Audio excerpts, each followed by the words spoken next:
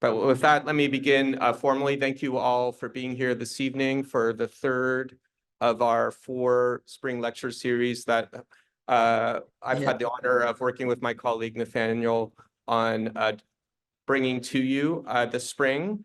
And this evening, we are honored to have Yasmeen Lari joining us for a conversation about her profoundly important contribution to humanity in the 20th and 21st centuries. The first female architect of Pakistan, she exemplifies and raises the bar of what stewardship means for all architects across the earth. As our guest today in our great Catholic university, she will undoubtedly demonstrate how love and care for the most needy can be actuated. Her love and care for the most needy extends naturally to the care for the environment, as well as history and heritage. This is care at the most holistic level. Her current work stresses a means of building quickly and inexpensively for people displaced by natural disaster while using natural materials that extend heritage and tradition while resulting in zero carbon structures. Since an earthquake in 2005 and the more recent devastating floods in Pakistan, she has devised various programs based on woman-centered zero carbon footprint structures, not net zero, by the way, zero carbon footprint structures and sustainable building techniques, resulting in 40,000 green shelters using bamboo, lime, and mud, placing Pakistan in the lead as the world's largest zero carbon shelter program. In addition to this active practice of providing critical shelter, she founded the Heritage Foundation of Pakistan, leading the conservation of several historic monuments in the World Heritage Sites of Makli and Lahore. In recognition of her service towards the architectural profession, heritage, and safeguarding and humanitarian assistance, the President of Pakistan awarded her both the Star of Distinction in 2006 and the Crescent of Distinction in 2014. Beyond Pakistan, Yasmeen's work has received worldwide attention and celebration. She received the UN Recognition Award in 2002 for the promotion of culture and peace. She was the Islamic Development Bank Prize Laureate in 2013. In 2016, she received the highly acclaimed Japanese-based Fukuoka Prize for Asian Art and Culture, followed by the World Habitat Award in 2018. She was invited to serve as the Marshall Professor of Sustainable Design at the University of Cambridge, which is why she couldn't join us last year. She was quite busy. And most recently, she was awarded the 2023 Royal Gold Medal by the Royal Institute of British Architects. She's the first woman to win this award after Zaha Hadid. In the announcement, the RIBA described Yasmeen's leadership and stewardship as follows. Yasmeen is also known as the architect for the poorest of the poor and a champion of women's rights and a proponent of zero carbon footprint. Yasmeen established barefoot social architecture that incorporates tenets of social and ecological justice for empowering marginalized sections of society using methodologies that draw upon tradition and tread lightly on the planet. By providing training in low-tech, participatory, and disaster-resilient methods, she's enabled a large number of disaster-affected communities, particularly women, to become self-reliant.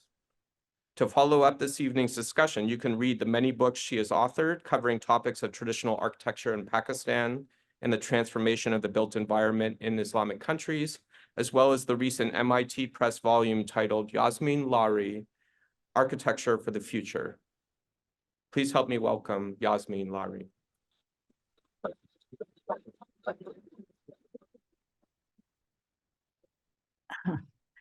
Thank you so much, Jason, for this very generous introduction. Well, good day, everybody. I bring you greetings from Pakistan and also from sunny California, where I happen to be at the moment. I'm delighted to finally be able to discuss issues that have been of great concern with budding architects and planners at your remarkable School of Architecture and Planning, where so much good work is being carried out.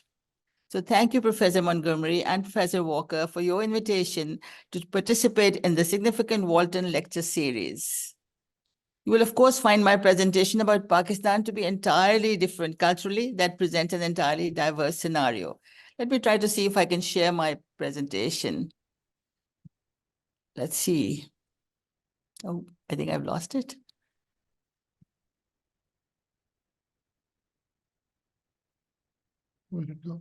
Just a moment. I think we had it a moment ago, and somehow it's got lost in the layers of these slides. Let's see now. Maybe Jason, maybe you could start the whole thing, because I don't seem to be able to find my presentation. We're pulling it up right now. Oh, well, maybe it is here. Maybe it's here. Let's hold for a moment now. Yeah, this is it. This is it. Yes. Okay. Right. So are you handling it now from there? Yeah. Yes, I'm handling it. So you just tell me when you. All right, great. All right, thank you so much. That's wonderful. So, but such scenarios present perhaps half of humanity today. I will attempt to offer my extensive experiences from Global South, which might have relevance to many situations in Global North as well. We know that today, no matter where you are hailed from, whether South or North, there is the common thread of climate change that should be a matter of concern for all of us. Whether Karachi or New York, we shall all have to be equally vigilant to mitigate the impact of climate disasters that loom over our future generations. So, as you might be aware, today my work is with the poor, as Jason has explained, where I seek to utilize architecture and building techniques to create a better quality of life for majority of my people, and above all, to bring about empowerment and dignity for women. Through a process of co-building and co-creation, we know that there is a huge challenge in many Western city centers related to homelessness and disempowered communities. So much work is needed from all of us in this direction. The question that I would like to pose to you is, should architects continue to be an instrument in the hands of the privileged? And must we aspire only to become prima donnas, creating iconic architecture, however much damage it may cause to the earth? And that too in a world where at least 1 in 10 persons goes to bed hungry every night. Next, please. As I've said, may I have the next slide? As I've said in my manifesto, published a couple of years ago in London's Design magazine, today we live in an era that is beset with fragmentation and disruptions.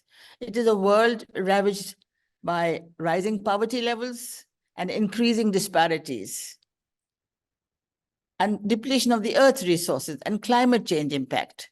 In a new world order, how can we continue to design for the select 1% just because they have acquired the most wealth?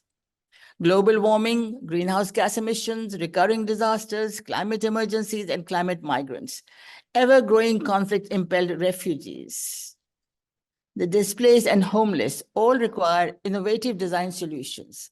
Under such challenging circumstances, when many countries in the world will be unable to meet UN Sustainable Development Goals, the SDGs, it is the power of design that is in demand for serving the other 99%. It is this majority that remains unserved or underserved today and seeks our attention for the creation of humanized developments, formulated through the application of rights-based solutions, because make no mistake, architecture is a powerful tool for fulfilling the unmet needs of a vast majority of people who inhabit this planet. Next, please. Now, I believe the time has come when we must develop a framework for a change direction in architecture.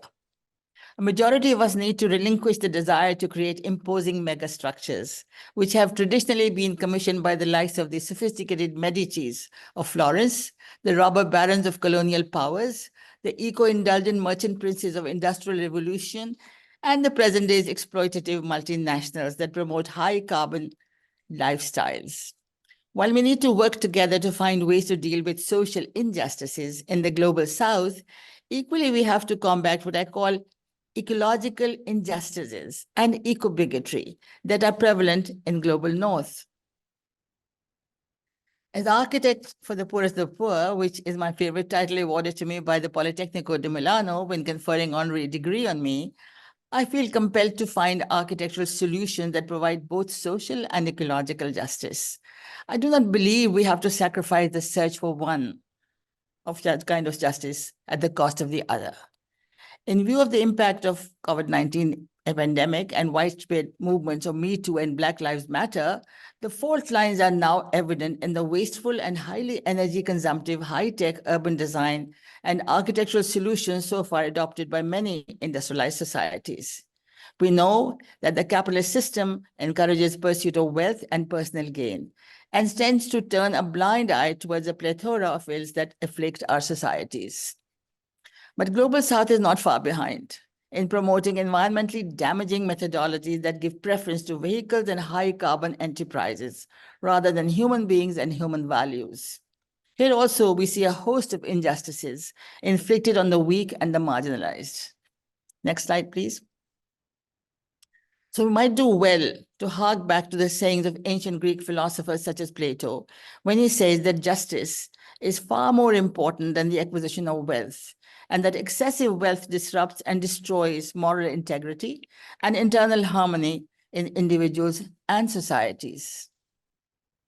Persons such as myself, who belong to the Global South and has seen abject poverty, where 50% of the population lives below the poverty line, and Pakistan being among frontline vulnerable states that suffer from recurring disasters, for me, the basis of all development must be good design that incorporates climate resilience for the poorest. I would like to put it to you that it is not only the privileged who have a right to enjoy well-designed environments.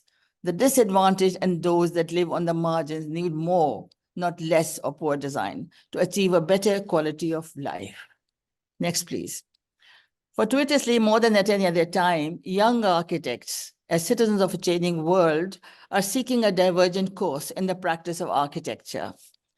By bestowing the great honor of the Royal Gold Medal on my work in a brave move, the Royal Institute of British Architects, the Prize Committee, and the British monarch, H.M. King Richard III, have legitimized the path for architects to serve those who live on the borders. They have sent a powerful message that architects do not any longer need to vie for the attention of the privileged and the wealthy, but equally be ready to serve humanity. The time has come for a majority of architects and other built environment professionals to play a significant role in now healing the planet. On the one hand, that requires that we lower the carbon footprint in all that we create, and on the other, to reach out to serve the vast number of disadvantaged populations. Next, please.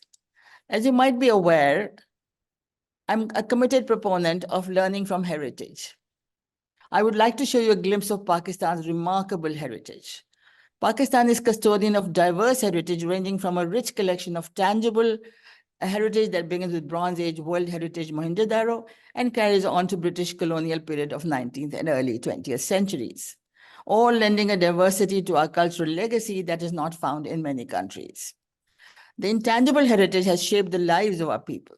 That is all pervading and includes Sufi traditions and spiritualism, folklore and diverse crafts that have been passed from generation to generation, particularly from women, mother to mother, basically. And then the vernacular heritage, from where I have learned the use of sustainable materials, local sourcing, ease of handling, economical in use, and one is based on age-old local wisdoms. These are the methodologies that I know are able to reverse the tide to prevent further misuse of the planet. In my work with marginalized sections, my attempt is to fashion an equitable and more democratic world through a nexus of tradition and innovation, devising low-impact, low-tech solutions to help communities build climate-smart, sustainable structures that resonate with their own cultural norms. The medieval towns in Europe and walled cities of my country are replete with a host of zero-energy solutions and passive techniques to provide insulation. These could provide pointers towards innovative ways to deal with today's energy crisis. Next, please. There are zero-energy mechanisms for regulating microclimate that reduce energy consumption. Many of the principles are based on natural devices drawn from traditional environments. On this, as you can see, there's a book that I wrote on documentation that we carried out in 1979 when I wrote about this historic town of Thatta with its distinctive wind catchers and beautiful lime-stabilized mud-plastered walls. And the sketch of the wind scoop shows you how prevailing wind is drawn inside the house, providing natural ventilation throughout the house. Next, please. Now, this is actually a house, a wonderfully decorated 19th century mansion in Peshawar, in a city in the north, and which I had the privilege to conserve. The courtyard configuration creates its own microclimate within buildings without relying on any mechanical means. Cold or warm air, depending upon the weather, is stored in the atrium that keeps the surrounding rooms cool or warm during much of the day. And then, next slide, please. This is the Lahore Fort in the early 2000s. As UNESCO's national advisor, I had the opportunity to conserve parts of World Heritage Lahore Fort, where water fountains and introverted atriums cool the surrounding structures. This is the parallel Shalimar Gardens, as you see on the left, which is designed as a reflection of paradise on earth, 17th century Mughal, which shows the use of an expanse of water and small fountains for natural cooling. It is from these methodologies that I understood the value of ancient wisdoms and traditional techniques for providing buildings of great comfort, utilizing minimal energy. Next, please. I believe the lessons can be drawn from our energy efficient traditional inner cities, many of which have several attributes for creation of low energy humanistic urbanism. So organic morphology, pedestrian streets, low rise, medium density development, mixed use development, and so on and so on. There's so much that we can learn today for what we need to do for our future. Next. Now, some being responsible for 65 to 70% of greenhouse gas emissions, urban centers around the world will remain global warming battlegrounds unless urban professionals devise ways to convert them into climate resilient cities. There are many of us that believe that traditional urbanism is equivalent to ecological urbanism, and none has written more about it than Professor Stephen Lemon of Sustainable Urbanism fame. For transformation of the present urban centers, we need to reorganize many aspects. We need compact cities, not urban sprawls models, low-rise, medium-density, mixed-use developments, not skyscrapers, vehicle-free, walkable enclaves, greenery and water bodies, low-impact hybrid architecture that minimizes energy-consumptive materials in construction and seeks for net zero solutions eventually. And above all, saving all heritage as well as repurposing contemporary buildings, as any replacement will only add to further carbon emissions. And we need to adopt design principles that can help transform our present wasteful urban centers into low-carbon eco-enclaves that emphasize the necessity of giving precedence to the well-being and the well-being of human beings. We know that cities are for people and not for cars, nor should they be dominated by extensive highways or imposing structures that undermine human scale. Today, there's an urgent need to humanize the environment. I find that, as in the case of Pakistan's urban centers, many cities in the US are also threatened by climate change with many disaster risks. As you know, here too, you need to prepare for floods, downpours, sustained heat waves, wildfires, and dust storms, and must adapt to changing conditions. Common ills are insufficient absorption of flood water into soil and an overdose of impervious asphalt and concrete and lack of street forests, which could help clean the air. Karachi is a mega city of 22 million, is in deep trouble with frequent flooding and rising temperatures. Much is to be done here, but the good thing is that we have begun on the path of decarbonization and greening of the city, in which I am deeply involved. The first such climate smart enclave I should like to share with you today. Next, please. As elsewhere, rising levels of greenhouse gas emissions due to proliferation of multi-story buildings and excessive use of concrete pavements coupled with unwarranted vehicular movement, Karachi today is beset with urban heat islands and urban flooding, causing heat stroke deaths as well as immense economic losses at the time of monsoon rains. Next, please.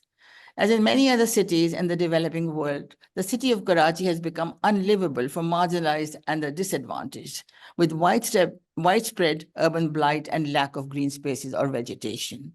Next, please. As I have mentioned, many of today's urban challenges are primarily due to the prevalent construction methods and so-called modern urbanism adopted by many countries over the last century. In the light of many studies, this slide shows, as you will see, how much damage to the planet is being caused unknowingly by built environment professionals. 40% of world energy, 3 billion tons of raw material, and so on and so on. And you will see how much emission there is from steel and Portland cement alone. So we have to be really mindful, as environmental professionals, because we can play a key role in reducing carbon emissions if we understand the damage that might be caused with the industrialized materials that we use. So I thought to present to you the eco-enclave that I have designed and implemented in Karachi, which has successfully dealt with issues of pollution, urban heat islands, and urban flooding. Next, please. So this is the view of a street that I took up a couple of years ago to demonstrate how even an orphan city such as Karachi could be transformed through application of eco principles. Next, please. These are some of the guiding principles that I used while developing Karachi's eco-urbanism potential. So you can see it's using zero cement and steel, restricting motorized vehicles, preventing demolition of historic and other buildings, converting street spaces for outdoor recreation and cultural activities, and then Miyawaki-style street forests for absorbing carbon dioxide and cooling the air. And then aquifer wells to drain stormwater and to replenish the aquifer, which is somehow drying out because water does not get absorbed into the soil because of the use of concrete pavements.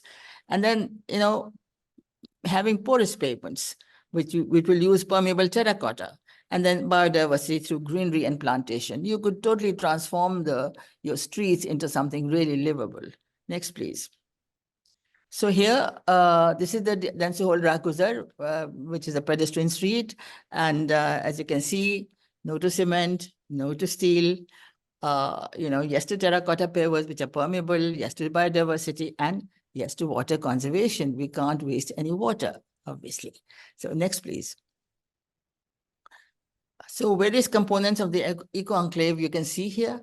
There are, 12 heritage buildings and a lot of spaces provided for cultural activities. It's a 120-meter long walking street with 4 Miyawaki-style forests, which have 600 trees, and some have grown to 6 meters in 20 months because we are not wasting any water. It's all going into the soil.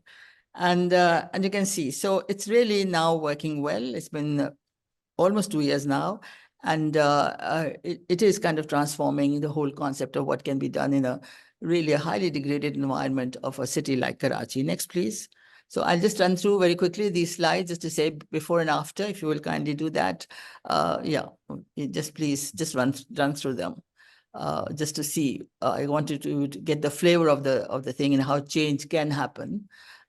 Is the same kind of views before and after, and so on. And the flooding, it doesn't get flooded anymore. As you see on the left, it used to be terrible here.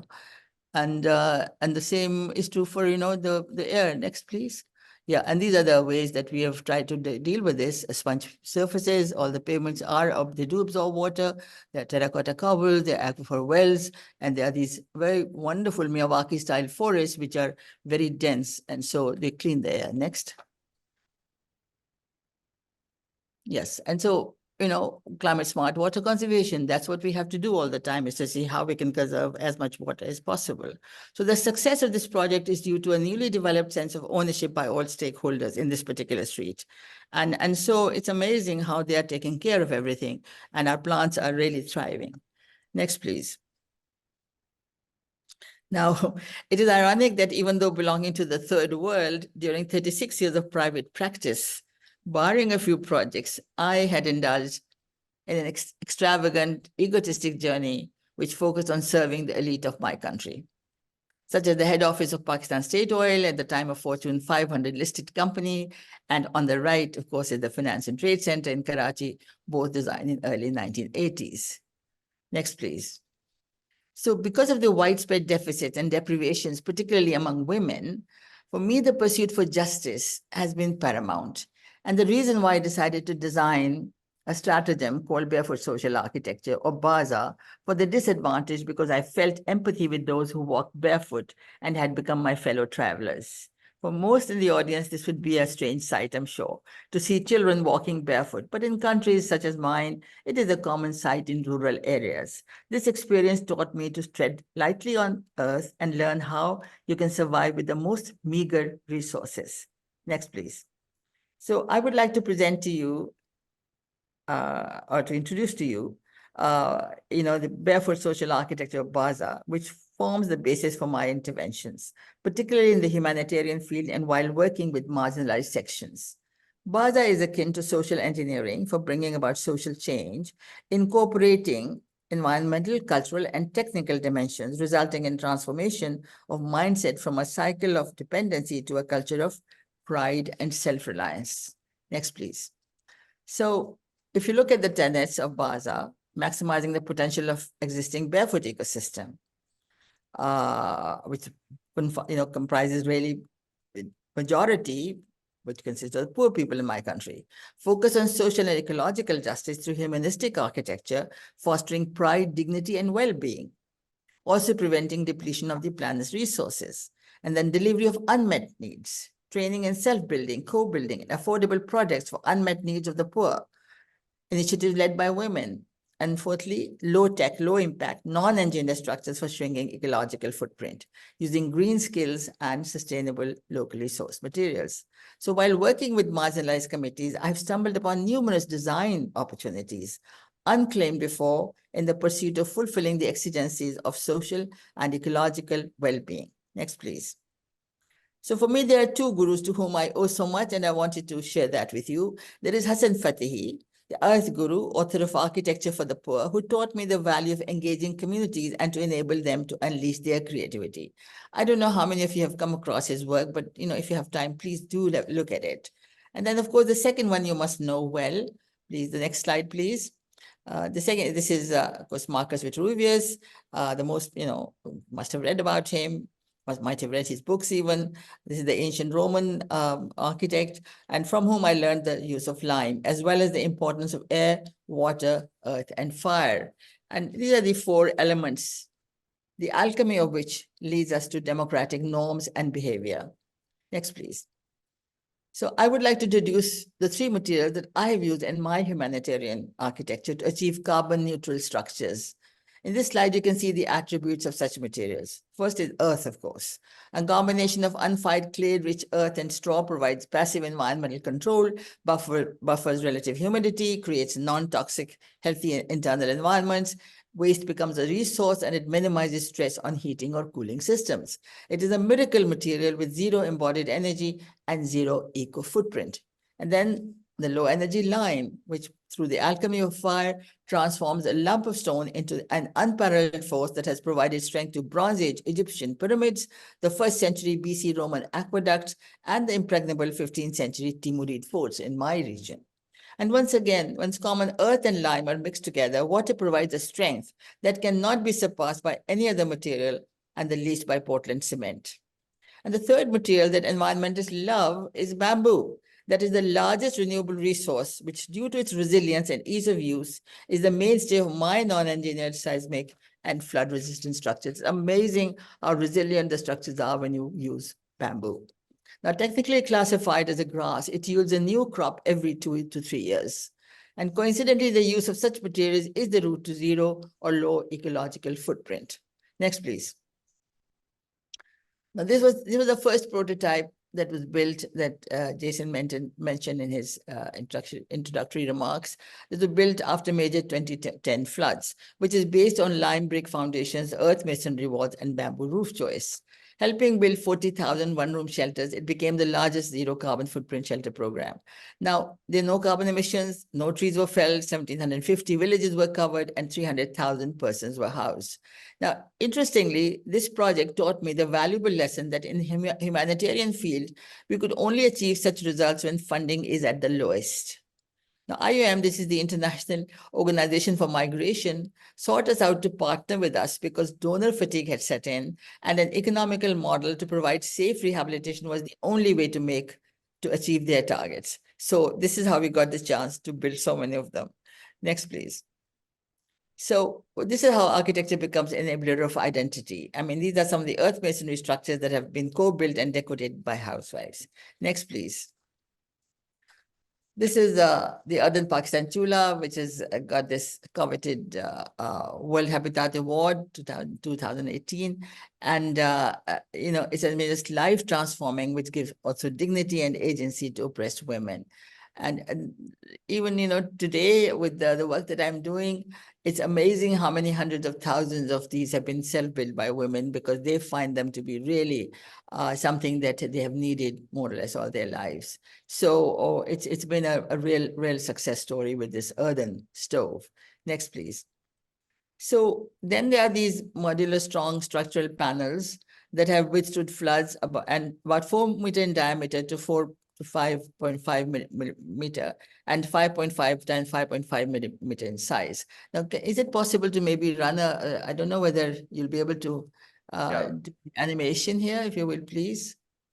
Because you can just see how they are constructed. They're very simple to make, but they're very, very strong. And this is all bamboo structures. And then they are just put together in octagonal form, which itself is also very strong. And this really is today what we are using in our flood area and has become very popular.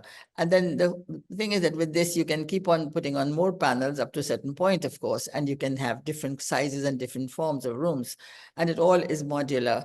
And gradually, you can make up to about 18-foot diameter size of rooms. So that's how this is going on, and it's now working well, this particular system. Next, please. So this is one of the, again, the larger rooms, which are 18-foot in diameter, but using the same panels. Next, please. And then again, with using giant prefab panels, this is a zero carbon center that we call it. It's a conference venue also, and used for training barefoot enterprises. Next, please. It's also been used for international conferences, and then you can see how many people it can accommodate. It's all very airy. It doesn't require any mechanical means to cool it. Next, please. Now, I wanted to share with you now, this is the great deluge of 2022, in that year, massive flooding brought havoc and devastation over 1/3 of my country, resulting in displacement of 33 million people who ever since then have really been facing food insecurity and abject poverty. Next, please. So loss of shelter, I just wanted to share with you that loss of shelter is only one element that happens after a calamity such as this. But as you see in the slide, there are many other aspects that have to be taken care of in order to achieve meaningful rehabilitation. After each disaster, households, particularly women and children, face disease, hunger, and homelessness, becoming more vulnerable every time. Next, please. So for me, it is paramount that if we wish to repair the planet, simultaneously, we should aim for zero poverty. You can see the Sustainable Development Goals on the right, and you can see that apart from 5, we've been able to meet, something like 12 of the SDGs that are there with the work that we do. And because I think every disaster presents us with the opportunity to aim for zero poverty by creating resilient communities who have been enabled to protect themselves from being displaced and have also become food secure. My sustainable rehabilitation of hundreds of thousands so far has been possible through decolonization and decarbonization of international colonial charity model, since it relies on handouts and charity. In my view, the UN-driven model has been most destructive to the morale of our people, as it has robbed them of self-esteem. Next, please. So I'd like to put it to you that charity, although in good faith, fosters dependency and robs the receiver of self-esteem. That promotion of alien imagery and expensive materials cannot be replicated by the poor, and it's culturally and environmentally also very damaging. And lack of appropriate knowledge and tools among communities allows only limited assistance to be provided by these international organizations. And then women are invariably left behind, and then high administrative cost of disbursement aid allows only a fraction to reach affected households. Now, we know that this humanitarianism is provided with good intentions for providing timely assistance to the displaced and is driven by donor contributions. But I don't think that is the right way to go, and I really feel that this kind of model should be given up. So next, please. So how do you create a sustainable model? That is what I've been struggling with. So creating purpose-driven model with potential for scaling up, fulfilling unmet needs of BOP, which is bottom of the pyramid, for better quality of life. Affordable products have to be designed. We have to train a huge number of local workforce, which I call barefoot entrepreneurs, who can deliver speedily. We have to nurture local women. We have to have craft-driven innovative methodologies. and achieve the set goals and assuring adequate returns for these barefoot entrepreneurs to be able to continue. So also that there should be quality needs to be controlled. So we have to be systematic checks. So all that has to be have to be put in place. Next, please. So for this purpose, I have devised Barefoot Resource Economy, an economic model which fosters decolonized development and humanistic humanitarianism. Next, please. So in September 2022, I want to share my experience in the last a year and a half. The issue for me was, what is the strategy we need when at least 3 million families are homeless and poverty stricken? I designed a sustainable holistic model which would cost only $150 in kind, where the single room would cost only $90, which is all of bamboo, because it's again, built by people themselves. It's constructed and then finished off by themselves. And I was confident we could rehabilitate 1 million households within 2 years. However, using this affordable model, we have been able to rehabilitate less than 8,000, I'm sorry to say, because the World Bank and the state pursuing high carbon rooms cost $1,100 or 12 times our cost, and they are pursuing that model. So, but I thought I'll share this with you because, this I believe is really sustainable. It is something that can be done with very little money. So, if you see now, maybe go to the next slide, please. I can show you how in stage 1 and 2, we can have the rice-based need to do with the shelter and toilet and hand pump and solar light and everything. And the second stage will have food security. Within about, 6 to 8 weeks, we get there. Next, please. And then in the stage, 3 and 4, we get, flood mitigation measures that put in with plantation and forests and aquifer trenches and so on, which are all to do with how do you take care of the flooding that happens. And then, of course, the next one would be, the last stage would be livelihoods program, which is to do with basically, again, products that are very, very inexpensive, sustainable, locally use local materials and are used by the poor. So basically all this happens within $150 per family. But this was not to be, unfortunately, so I decided, next slide, please. Oh yeah, well, I better show you these slides because this is how the houses are, which are self-finished by the families and then decorated, so each one is personalized. Next, please. And this is after 6 months, this is the view of that particular village that was totally devastated. So next, please. Now, because of the slow delivery of my holistic model, in April 2023, I decided to design the zero donor or zero charity model in order to pursue my target of rehabilitating 1 million families by the end of 2024. The model relies entirely on the contribution of the poor, indigent families in the area.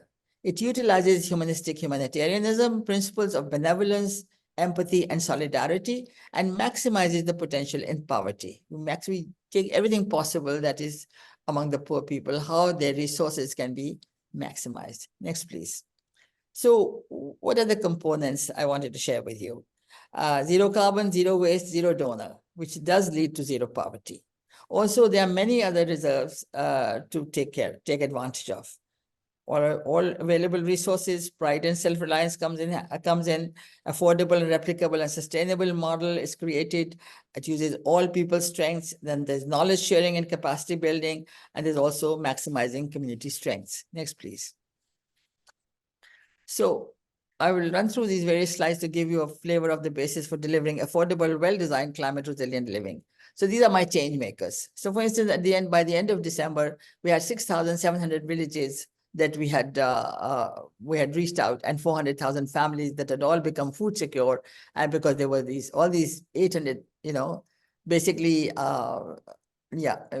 800,000 people were working away on this whole thing to try to improve their lives. Next, please. And then, of course, you can see how they're trained. These are the local people that have provided training. They are the ones who go and then advise others. And they charge a small amount of fee that makes it all very sustainable. And they help everybody else also. The ones don't have the skills, they teach them how to do those things. Next, please. And then you can see that, how human resource can be used for self-building. So you can see everything, whatever is constructed, whatever is done by people themselves. And there's no mechanized equipment. It's all done by their own labor. Next, please. And then we see that there are so many natural resources everywhere. You can see from earth to straw to, you know, I mean, you have even ash, we even use ash for various things. And there's, you know, reeds and of course there's bamboo and so on and so forth. So all this is being used. Next, please. And then also we use waste as a resource. So you can see that all waste that you can find from the debris, whether it's broken brick bats, whether it's old windows, whatever there is all being reused. And there's human and animal waste that's also being used in one way or the other. There's the agriculture and farm waste, there's food and kitchen waste, there's fabric and sack waste, and so on and so on. So everything that we have found around, we have been able to take advantage of, and that's how we can make very economical ways of doing things. Next. So we have lots of community strengths. There's generosity and cooperation and empathy and compassion. There's a huge, amazing readiness to learn and desire to achieve improved lifestyle. And then they welcome all expertise that is provided to them. And they are rebuilding their lives together. That's the most important thing. Next, please. So, and then we put women in the lead, as you can see. So that's one of the most important factors that I use. And that is always spells success for everything that I try to do. Next, please. These are kind of houses that have been designed that are very inexpensive. It costs us very little. And so far, while we've done that, I think already about 40,000 of these units have been built, which are built by people's own resources. And when I made the count, by the end of March, we had reached food security for 600,000 families. That's about over 4 million people. So from that point, we're doing well, but we still have to see that there are enough savings that they can start building their own lives in a more urgently. But of course, it all depends on how much money they're able to save. So, but what is interesting, of course, is that even today, I think there's something like 900 million rupees or over $3 million have been brought into circulation in the local economy since April of 2023. And this was entirely untapped resources. And now an economic boom is in the area, which is emerging as more and more people are engaged in the supply chain process. So there's a lot of value in doing this zero charity model. So the last slide, please. Now, you know, we can just keep on basically apply humanitarian for saving humanity. So this is it. Thank you so much. Thank you.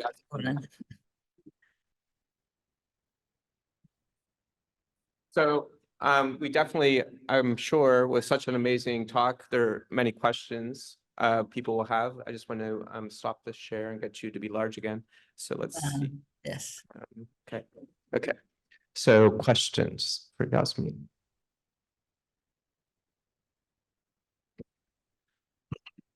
Hello, Yasmeen. Thank you so much for that wonderful talk. Super inspiring. You used a phrase that I found really interesting. It kind of flew past, but you said, I believe, correct me if I was wrong, that you referred to the women who are adorning their houses as co-designers. I was wondering if you could speak more to that, how you see yourself as working as a design collaborator with these women, and why their adornment of their own houses is important. Well, I feel that now the way things are, it's a different way of practicing, if you like, or designing as an architect, where you become rather than a kind of controller of everything, you become a facilitator, where you are doing things with the materials that are available there and which they are used to, and then they start taking as much part in it as they can, because they get the chance to be able to personalize everything. And I think that's the most important thing, because if you will see that particular bamboo structure is the same, but every time it becomes different because it's been decorated in a different manner. It's everyone then knows it's theirs. And that's what creates pride in everything that they do. And that's the success of the whole thing, because the more they develop their ownership, the more they'll take care of everything and the more they feel they can go ahead. I mean, this gives them another lift up, if you like, morale boosting in many ways. Yeah. Thank you, Yasmeen. More questions? Okay, hang on one second.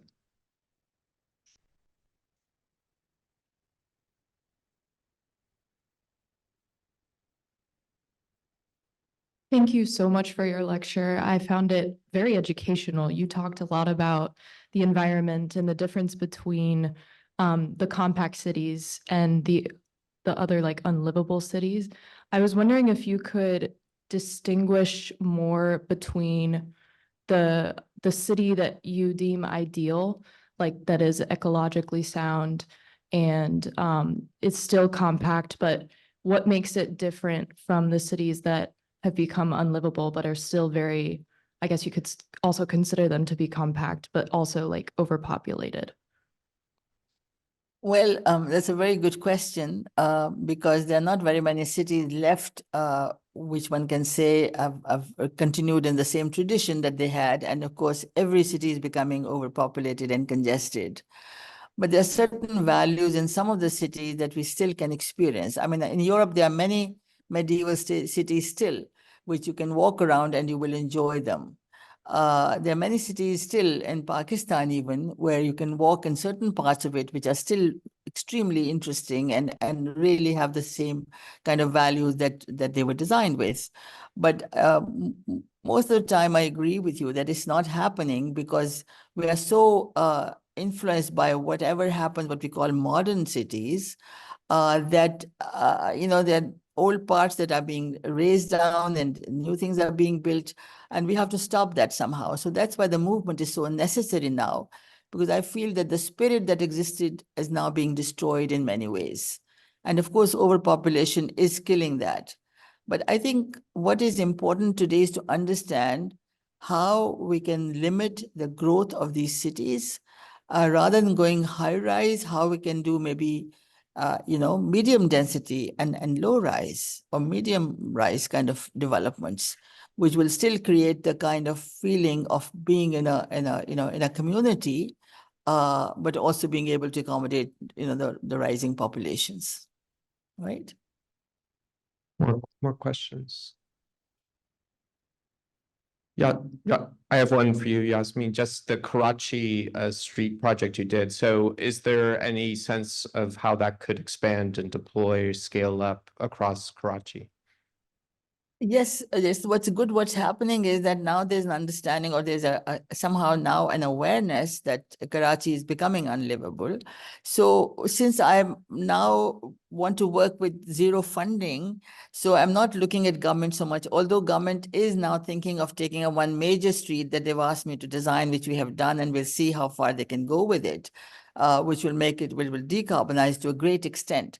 But my interest is to see how I can get into these really poor areas, highly congested, where I can get them to start taking up one street at a time. And I've offered actually as a pro bono service, because we do that all the time, to design the streets if they want to take it up. And there are a couple of streets that are, when I get back, I think we'll be able to start work on them.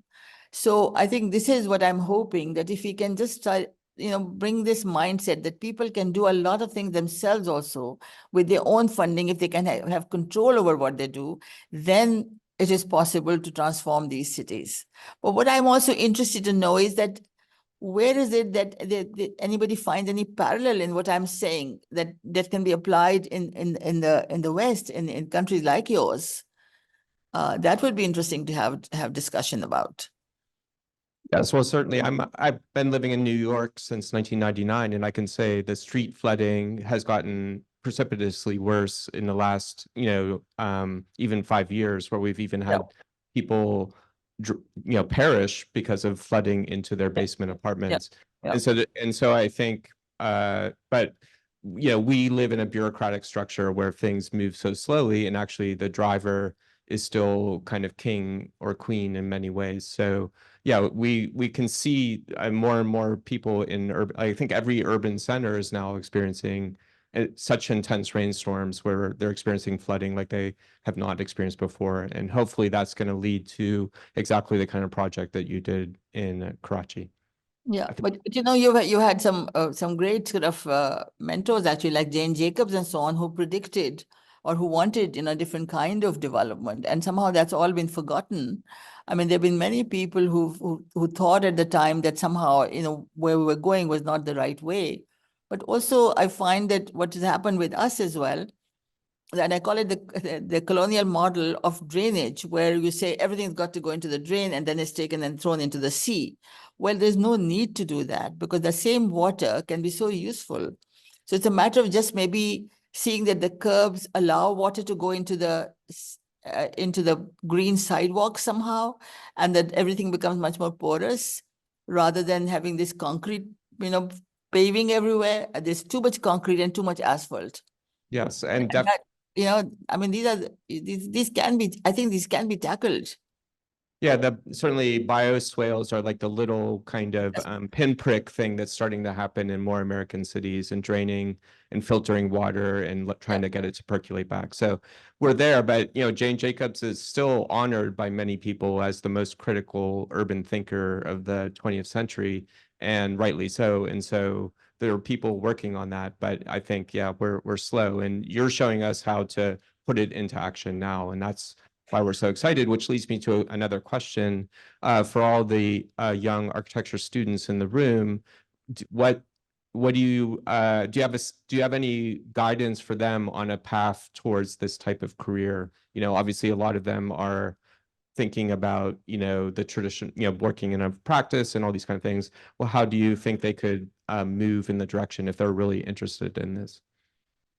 Well, Jason, what I've now been actually interacting with a lot of young people, and I find that they really are not at all enamored by the present way architectural practice is carried out, or practices rather, because they go into these big, huge firms and they become a cog in the machine. And basically, I think their heart is now elsewhere. They realize how important it is to combat climate change. It is important how they care about people around them, but they have no way to actually get going with that because there are not many practices that would hire them to do that kind of work. And that is the biggest issue. But that's where the universities can come in. And I've been talking about this, and I hope more and more will do this. If you can create kind of architectural incubators in universities, so, young architects who leave college, that if they want to go into kind of, let's say, a field where you have to do community work, then this incubator allows you for 2 years or 3 years, do the hand-holding, get funding from corporate sector. There's so many industries that we're willing to support it, because they get a chance then to start in a different direction. If they join those huge firms, then it's impossible to leave that. You cannot, once you get into that machine, there's no way that you can leave it later. So we need to help them and nurture them like tech industry does. We don't nurture our young people who want to do things which will be good for humanity, Yeah, that sounds like a great way to approach it, pilot project. Any more questions from? Yep, we have another one. Hold on.